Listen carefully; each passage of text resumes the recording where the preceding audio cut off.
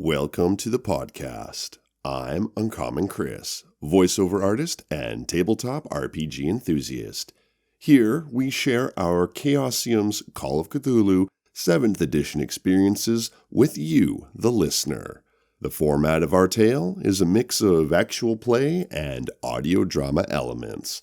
If you are enjoying the podcast, we'd love if you could take the time to leave a 5-star review on Apple Podcast or Spotify, or even share it around. It would help us out a lot.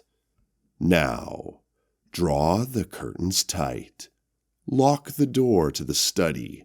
Throw another log on the fire. And settle into that wing-back chair. It's time for Cthulhu at Night. The Old Ones ruled the earth aeons before the rise of man. Traces of their cyclopean cities can still be found on remote islands buried amid the shifting desert sands and in the frozen wastes of the polar extremes. Originally, they came to this world from the stars. They sleep now, some deep within the earth or beneath the sea. When the stars are right, they shall again walk the earth. The Djinn continues to throw all manner of horror at our investigators, and only one side will prevail. Our keeper this evening is Brad. Investigator Jerome Ackland is played by Greg. Investigator Chad Pennington is played by Brennan.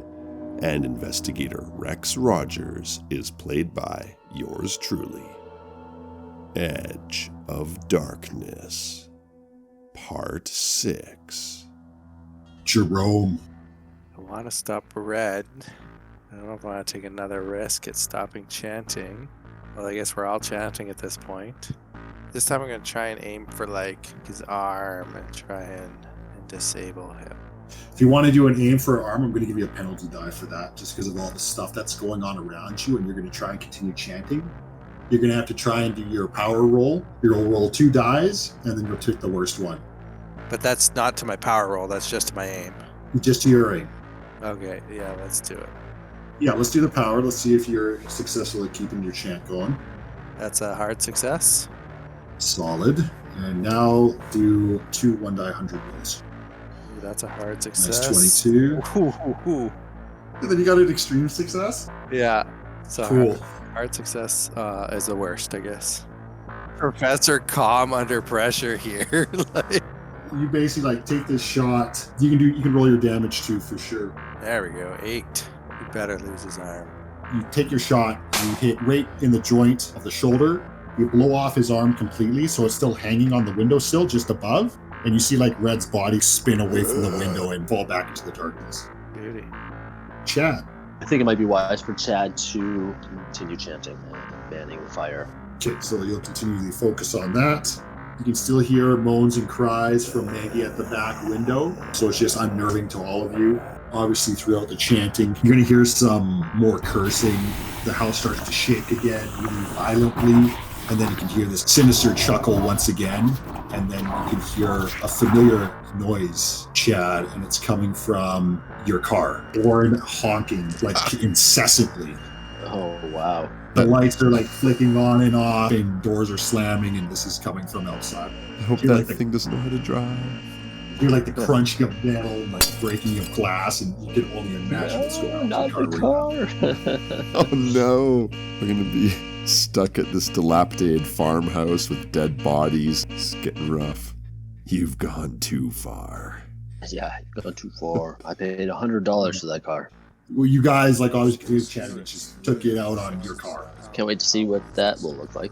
Rex, this raccoon is still firmly pinned to the ground. It is scraping at your blade, trying to pull it off itself, dragging its body, cutting your blade through its body. It is doing anything and everything to get unpinned from this knife, but it's still stuck. Does it look like it's going to be successful at freeing itself? Because it doesn't. Oh yeah, it's tearing through its own body. It doesn't care. All right. I don't want rabies. Maybe I'll just put a couple rounds in its head so it can't bite us. All right, this goes to the next round. So yeah, it'll be to Rex. Rex is gonna shoot the raccoon in the head now. All right, this will be another coup de grace shot, so you don't have to roll for this one. Okay. So yeah, you put a round in it, and the body like slumps for a minute, and it will start like writhing again. At that point, I'm just gonna count. How many shots have I fired now? 3. I got 3 shots left in my revolver. Do you want to do anything else? You're still chanting. You just took the shot. Anything else you want to do at this point? I'll just silently cry on the inside as Chad's car sounds like it's getting mangled. Jerome, what would you like to do? You're still chanting. You just took your last shot. I'm gonna go crawl under the desk Oh my and god. keep chanting. Okay. I'm kind of watching the 2 windows behind Chad. Okay. And we'll go to you, Chad. Not sure what Chad would want to do right now. I think he's concerned. He thinks like there's something going on here that I'm not perceiving. So I think just holding steady and continuing to chant.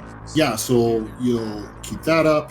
The scene is still completely chaotic. There's still moans from Maggie going on. You can hear moans from like Red. There's squealing noise from this raccoon that's pinned to the floor that's trying to like pull itself free through its own body. You know, this creeping odor that is just stagnant, like a disgusting kind of scent that is emanating throughout the house as you guys continue this chant. Acid burns all throughout the house. It's just a mess. After a long period of time, everything sort of starts to quiet down. You guys are successful for the last point of your chanting. The raccoon gets stuck. So as you guys are chanting, all of you are looking into this room. You can see like this, a wisp of oily smoke starts curling down from the ceiling, twisting towards the center of the pentagram on the floor. So as this starts happening, the raccoon stops moving, just slumps down, expired. Both Maggie and the noises of Maggie, the noises of Red fade out. They expire, and you can see this like dark twisting cloud roiling in this pentagram that you guys have. So you guys sort of like obviously see this, and from your safety under your desk, Jerome, let's see what happens here. So let us start with Chad, shall we? As you peer into this mist that's spinning in this pentagram, you start seeing the sight of Mayweather, actually, the guy who hired you guys. Okay. Yeah, so Rupert Merriweather, a lot better health, appears in front of you, and he'll be like, you need to stop this charade now. Everything's fine. What are you doing? You don't have to go forward with this. You guys have completed your task completely. And so I'm going to have to get you to make a psychology test to see if you believe this stuff or not. Ooh, that is untrained and very low. 48. Okay, so yeah, this is Rupert Merriweather, and he's now telling you don't need to continue forward with this. You can just stop now. Just make a mark in this pentagram. It's all done. You guys have done a great job. He sounds extremely convincing to the point where you're like, holy shit, this is making a lot of sense to me. Anything you want, anything, I could probably get it for you. I have so many connections. You just ask after you get me out of here, and it is done. And so as this is going on, both yourself, Rex, and Jerome kind of see this where Chad is standing staring at the smoke a little bit more intently than you guys are. And it seems like the smoke is, in a sort of sense, like facing towards him or got closer to him in the pentagram circle. We don't hear it talking to him, I'm assuming. Nope. And you guys are still chanting as well. So we're chanting. If the smoke looks like it's getting close to him or whatever, and I'm not affected by it, I'm going to probably try and get myself in between them. Okay. Something else I was thinking of. So I'm gonna stop that. I have another thing that if we're still chanting, I'm not gonna say anything yet. So. Well, Chad, what would you like to do in regards to what he's saying? Well, I think I should play along, and he will say, Rupert, I thought you were dead. How did you get here? Trapped by my own magic, it seems. I didn't die. I just need out of this. I don't know how I got here, but if you could help me, that would be fantastic. Do whatever you like. If you could just remove some of this pentagram, and the SEU would be eternally grateful for you saving myself. I have to go along with it. I'm going to go along with it. If I'm enthralled by this individual, then yeah. So yeah, you sort of see this there, Rex, Chad moving closer and obviously like chatting back to the smoke figure. You mentioned Rupert. Chad, get back! Snap out of it, man! And I'm going to physically, restrain him, slap him across the face, cut off his field of vision to the smoke thing. Make a listen roll there, Chad. It's a miserable fail. In this moment, you can see, so basically you hear a muffled voice. You don't hear what's sort of being said by Rex, who sort of coming to your vision. And he's trying to sort of physically stop you from getting closer to the pentagram. And he's going to get into physical contact with you, so you guys can do opposed checks for physical manipulation if you want to hold him back. It's going to be fight rolls.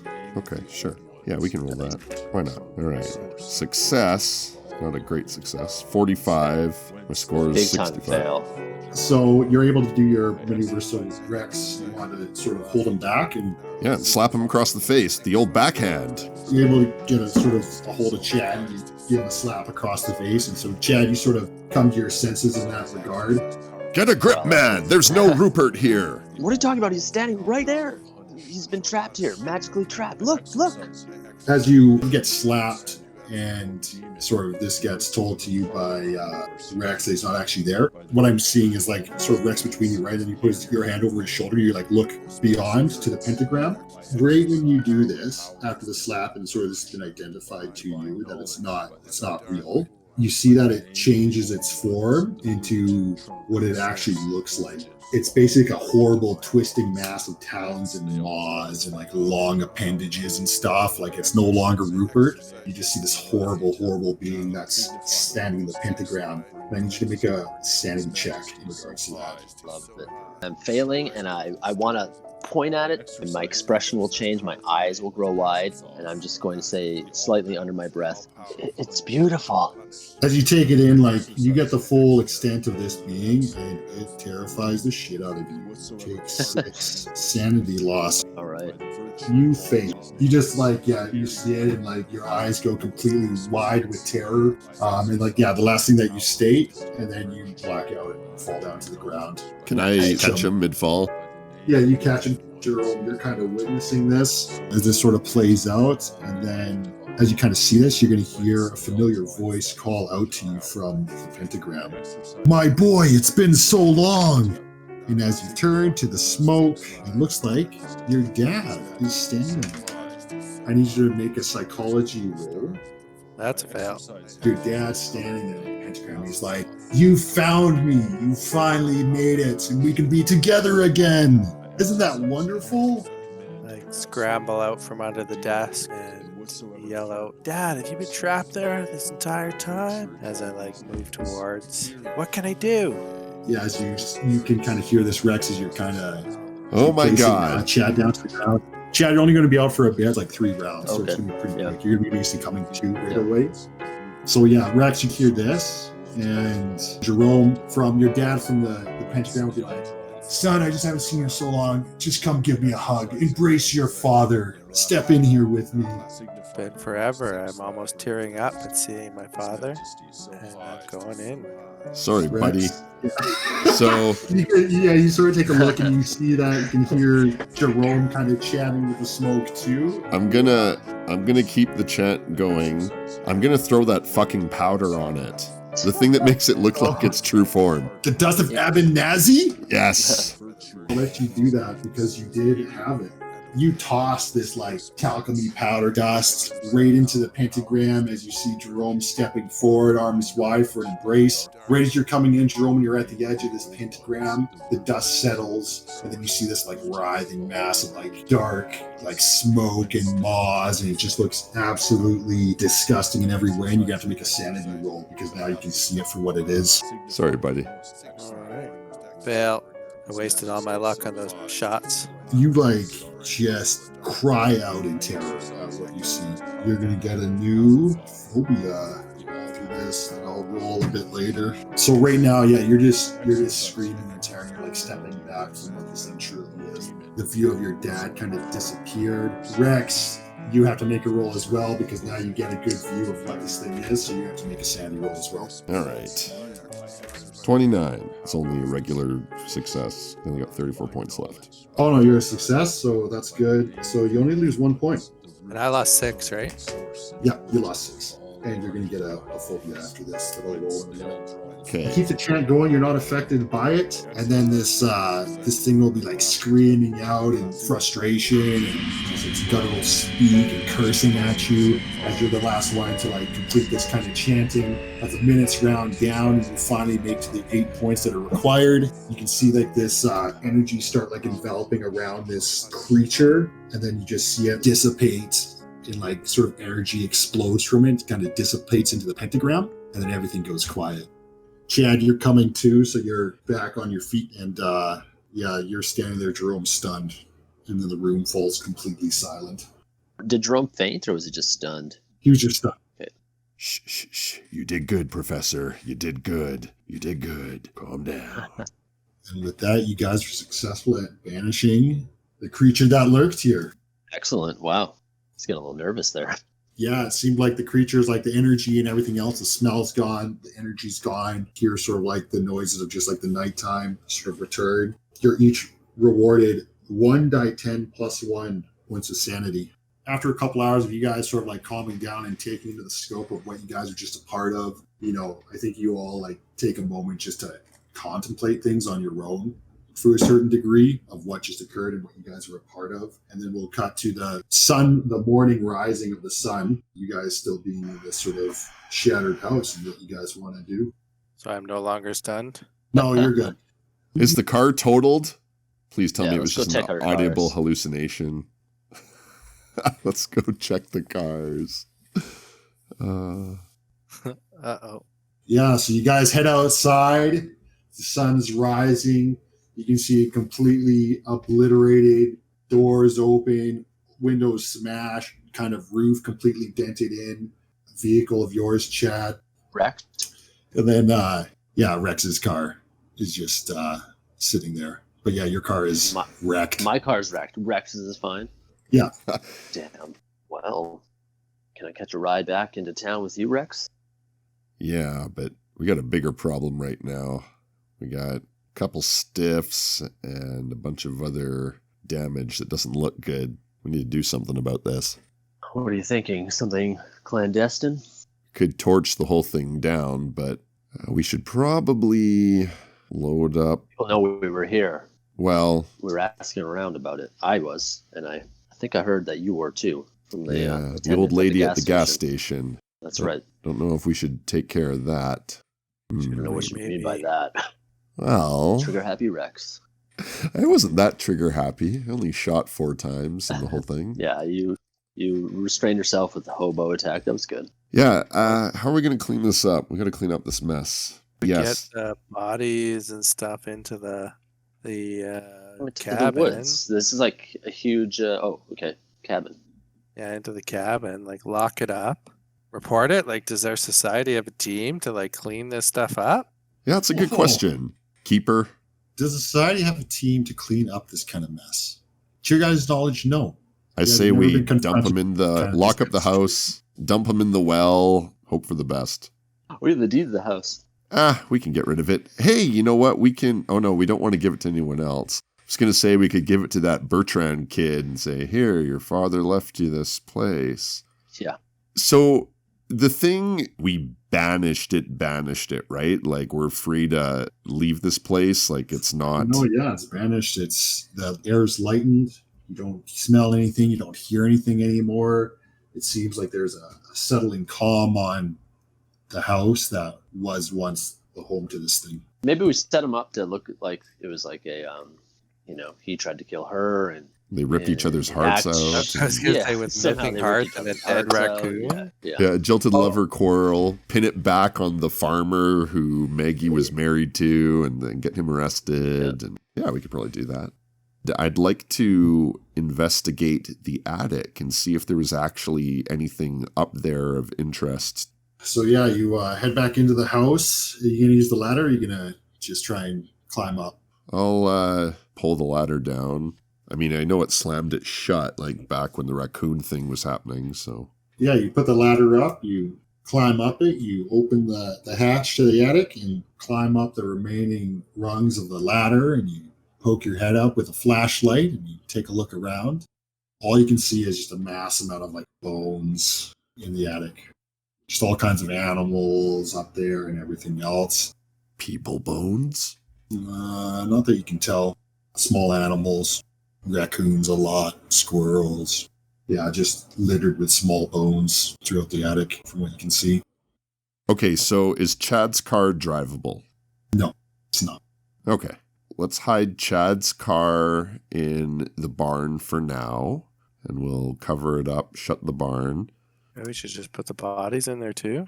Then just burn it and make them. No, I don't think we burn anything right now. That'll just warn everybody. It's the countryside. Oh, what if they see giant fire and smoke? They're gonna come investigate. So you want to prop the dead bodies up in his car in the barn? Maybe not in his car, but maybe under the cover with his car. I mean, there's still blood everywhere. Yeah, I don't know. The person said no one comes to this property. We're literally the only people in 100 years that have ever come up here. Maybe we should just temporarily ditch the bodies in the well, cover the well, hide Chad's car in the barn till I can get it fixed up in the downtime or whatever.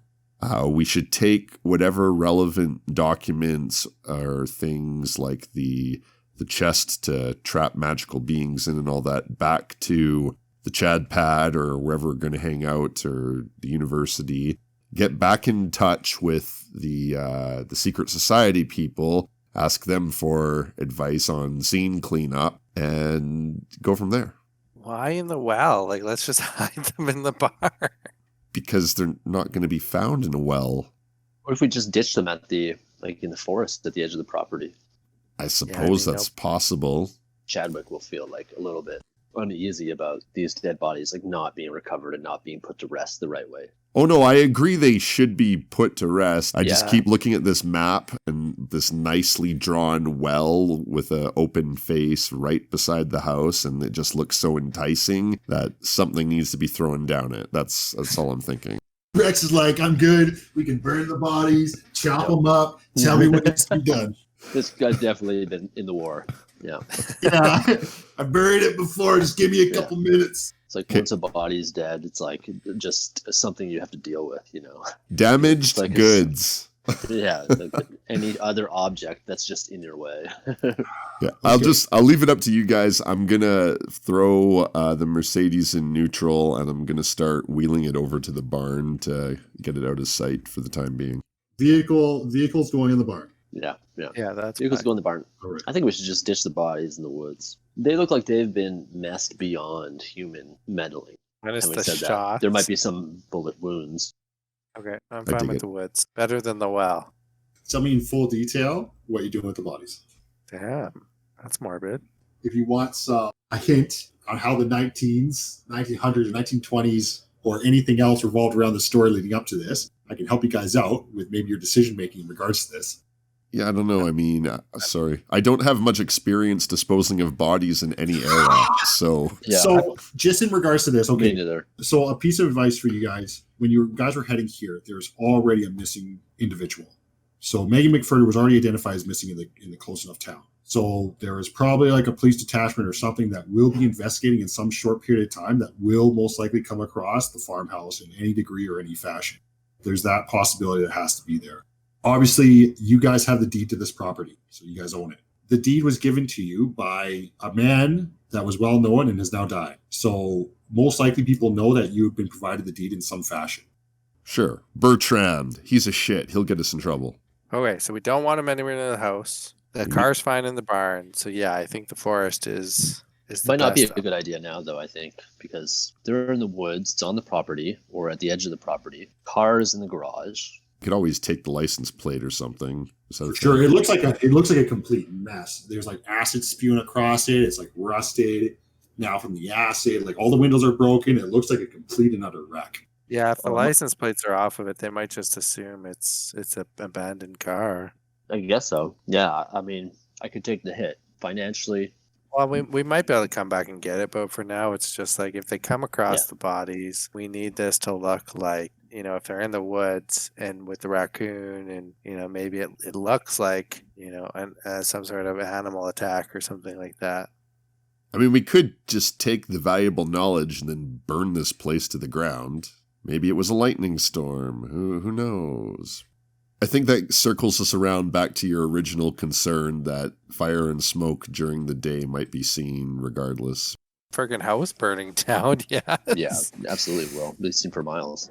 So, like, you could even pin an elaborate story where Red Jake the Wanderer was having an affair with Maggie, which they were staying in your house on your guys' newly acquired property, and they lit a fire that burned the whole place down, and you guys came across the property and found, like, this wrecked vehicle, and this is your first time down at the property, and your house is ablaze, so you went to report it. You know, you can do stuff like that, too. So you can be like, we don't know what happened, and murder-suicide. That's another route, too. Well, Rex isn't that creative, but I like that line of thinking. I think this is the hardest part of the adventure is disguising the shit we're supposed to disguise from people. So it being our first one, we're bound to make some mistakes. So, Yeah. Okay. Or I'm you guys- fine with that.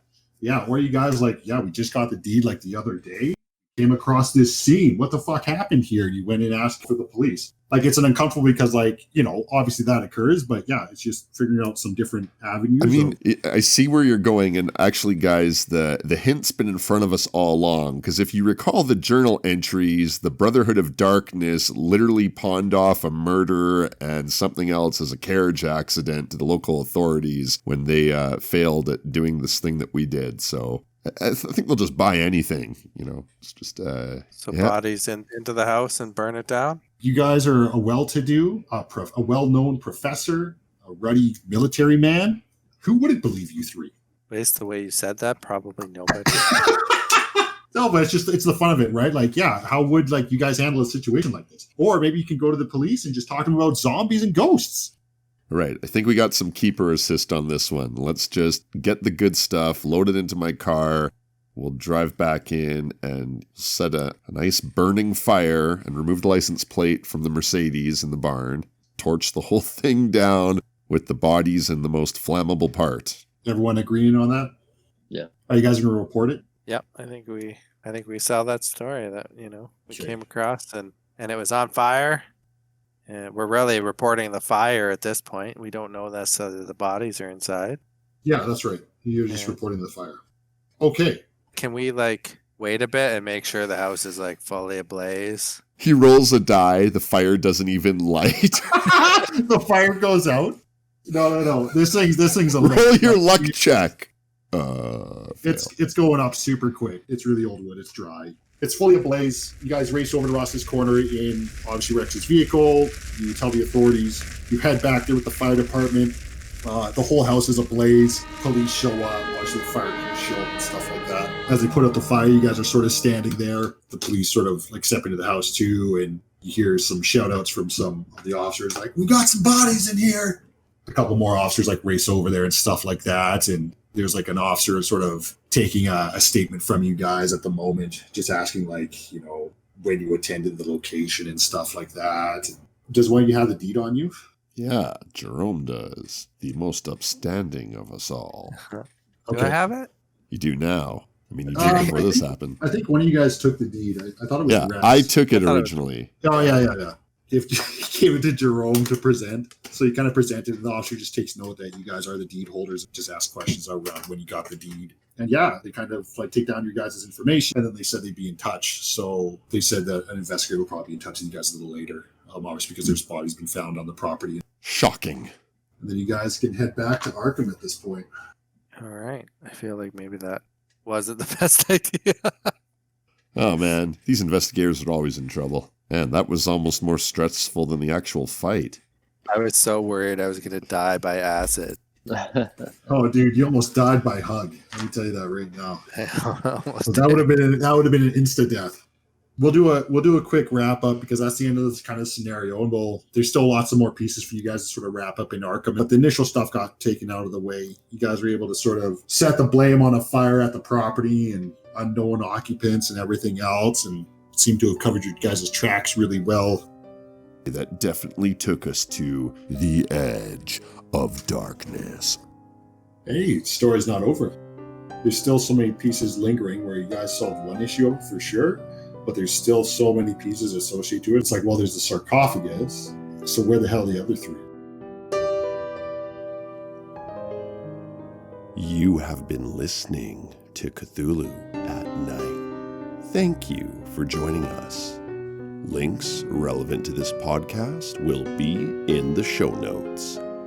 This concludes the first adventure of our fine investigative team from the Society for the Exploration of the Unexplained. Stay tuned for Season 2, where we will find ourselves amidst the ancient trees. Good night.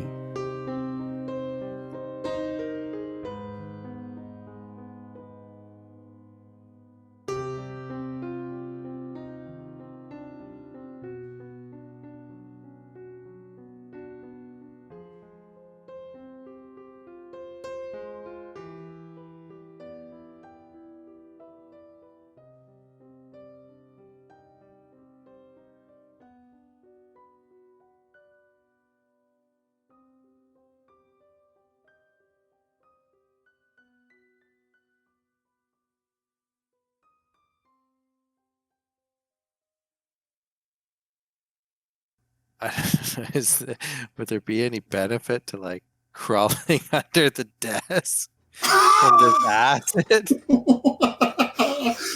I am going to chant from the safety of my earthquake protection guide. Hey, Jerome can do whatever he wants. You just tell me what he wants to do. It's a good question. Uh, Seems safe. I don't know. yeah, that's what I'm thinking. Hey, you can always try it out. All right, yeah, I'm going to, because the window is like above the desk. So yeah, I'm going to go and kind of crouch. Well, no, then I can't see, but Chad's still got his eyes. Thank goodness. Yeah, I'm gonna go crawl under the desk Oh my God. and keep chatting. I think you found the most defensive position in the whole house.